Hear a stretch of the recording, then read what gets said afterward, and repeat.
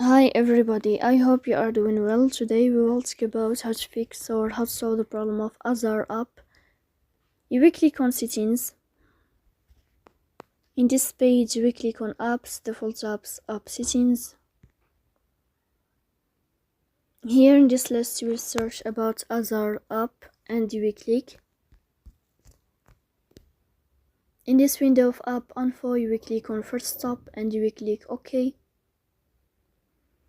Here you will enter to the window of storage. Then you will click on clear cache.